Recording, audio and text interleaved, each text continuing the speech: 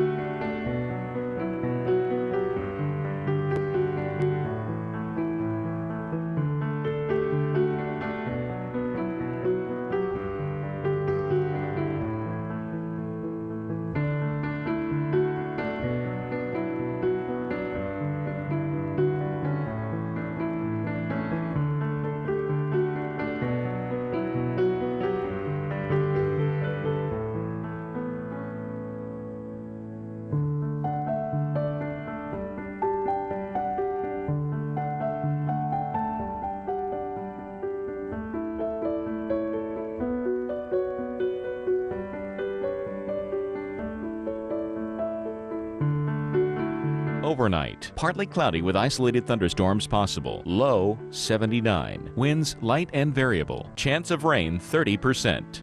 For Friday, partly to mostly cloudy with a chance of thunderstorms. High 91. Winds south at 5 to 10 miles per hour. Chance of rain 40%. And Friday night, scattered thunderstorms. Low 79. Chance of rain 40%. Our week ahead.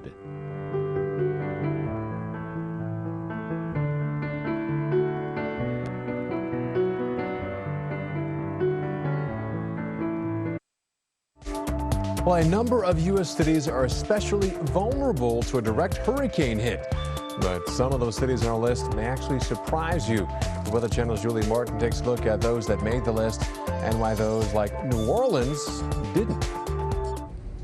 Our hurricane expert, Dr. Rick Knapp, looked at cities that were both at risk and overdue for a hurricane hit, which ruled out cities like New Orleans and Galveston, Texas. The point of all this, to urge people to prepare now.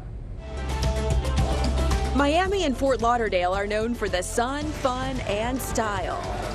But the cities are prime real estate for a major hurricane. Major hurricanes are going to strike the Miami-Fort Lauderdale area again. It's a matter of when, not if.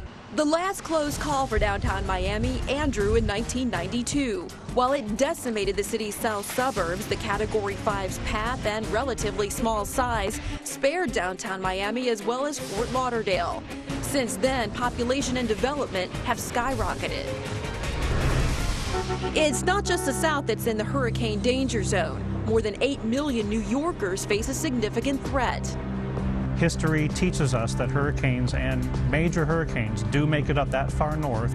According to the New York Office of Emergency Management, a Category 3 could push 30 feet of storm surge into some parts of New York City, washing about 2.3 million people out of their homes. And with all that water around them and all that infrastructure that could be flooded in a storm surge, combined with high rises that could experience really strong winds at the higher levels, it's a recipe for disaster one of these days. The third most overdue and vulnerable city, Tampa, Florida. With more than 4 million residents, experts say the metro area is extremely at risk.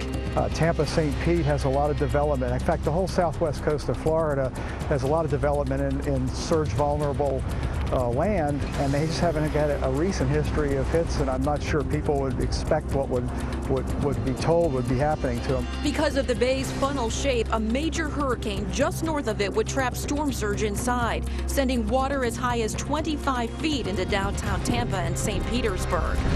Savannah, Georgia, and Atlantic City, New Jersey round out our top 5. Both cities have been spared by direct hurricane hits for decades, but they also have a history of destructive ones. They're just in such a spot where the tracks tend to miss them a lot of the time. And with an extremely active season forecast this year, all 5 cities face even greater odds of getting hit. Be sure to check out our new version of weather.com.